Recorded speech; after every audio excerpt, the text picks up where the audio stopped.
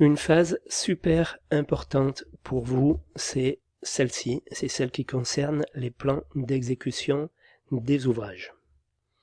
Les plans d'exécution des ouvrages sont ceux qui sont directement utilisés sur le chantier par les différents corps d'État lors de l'exécution des travaux.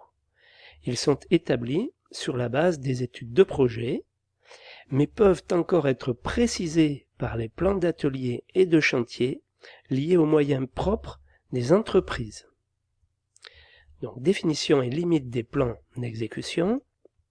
Les plans d'exécution définissent les travaux dans tous leurs détails, sans nécessité pour l'entrepreneur d'études complémentaires, autres que celles concernant les plans d'atelier et de chantier relatifs aux méthodes de réalisation, aux ouvrages provisoires et aux moyens de chantier. Alors, le préalable à l'établissement des plans d'exécution. Avant d'engager la réalisation des plans d'exécution, il est nécessaire d'établir la liste des exécutants, bureaux d'études techniques, de la maîtrise d'œuvre ou des entreprises, qui les élaborent pour chaque corps d'État, définir pour chaque corps d'État la liste prévisionnelle de ces plans, établir une codification générale concernant l'ensemble des plans d'exécution et un système d'indexation à chaque modification de plan. Il va y avoir le plan 12A, puis 12B, 12C au fur et à mesure qu'on fera des modifs.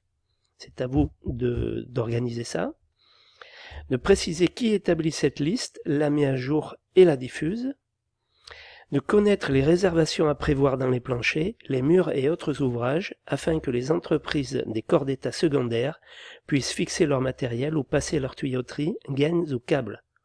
Pour réaliser cette diapositive, je vous souhaite bon courage, ça fait partie du métier, il y a énormément de boulot là-dessus, et on va en voir un peu plus.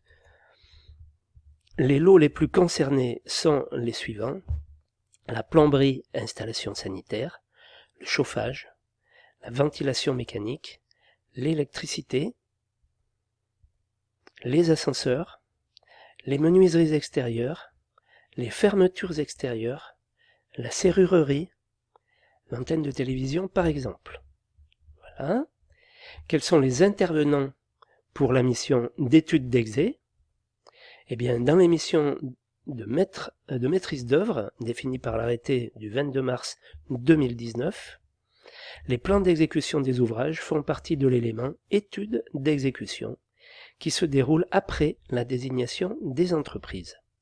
Ces études d'exécution peuvent être confiées aux maîtres d'œuvre ou aux entreprises ou être partagées entre eux. Ce sont les contrats qui définissent le rôle de chacun. Alors, en ce qui concerne les plans établis par le maître d'œuvre, la maîtrise d'œuvre peut dresser ses plans, de préférence quand l'attribution des travaux est prévue en marché à loti, quand il y a le lot gros œuvre, le lot charpente, etc. Si les plans d'exécution sont établis par l'équipe de maîtrise d'œuvre, ils ne se substituent en aucune façon aux plans d'atelier, de montage et de mise en œuvre, toujours dus par l'entrepreneur.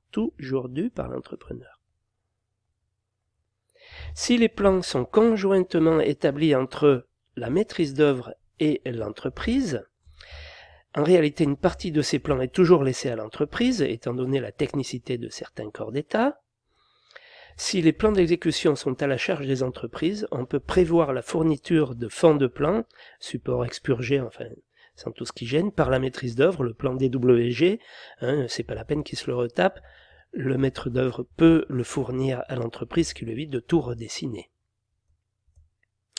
Quand les plans sont établis par l'entreprise seule, surtout en marché unique, elle peut se voir confier la totalité des études d'exécution.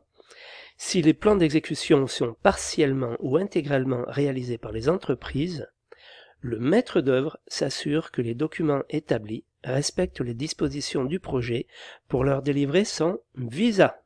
Mission visa, voilà ce que c'est. Le visa donné ne désengage pas l'entreprise de sa propre responsabilité. Vous n'êtes pas bureau de contrôle, vous n'êtes pas ingénieur tout corps d'État. Donc, vous avez des plans qui ont été établis par l'entreprise, validés par le bureau de contrôle. vous délivrez votre visa, voilà. Mais l'entreprise conserve la responsabilité de ce qu'elle a exécuté, enfin de ses plans d'exécution, de ce qu'elle vous a fourni. Donc, pour la coordination de tous ces plans, c'est le rôle du coordonnateur OPC. Il est indispensable de disposer en permanence d'un dossier à jour, ça aussi c'est du sport, de tous les plans d'exécution sur le chantier. Ce dossier est placé sous la responsabilité du coordonnateur OPC ou de l'entrepreneur principal. Alors il peut y avoir une cellule de synthèse. En corrélation avec les études d'exécution, il faut prévoir l'animation de la cellule de synthèse pour la coordination technique. C'est mieux. Pour les travaux importants, c'est ce qui se passe. Donc, au niveau de la coordination, le rôle du contrôleur technique, de la PAV ou des CRA ou un autre, lorsqu'un contrôleur technique est désigné par le maître d'ouvrage, il convient de l'associer aux ingénieurs des différentes disciplines le plus en amont possible des études. Cela limite les avis défavorables lors de son examen des plans d'exécution. Ça paraît un peu logique. Donc ça, c'est une phase hyper importante, hyper chronophage, tout ce que vous voulez, ce qui demande beaucoup de métier.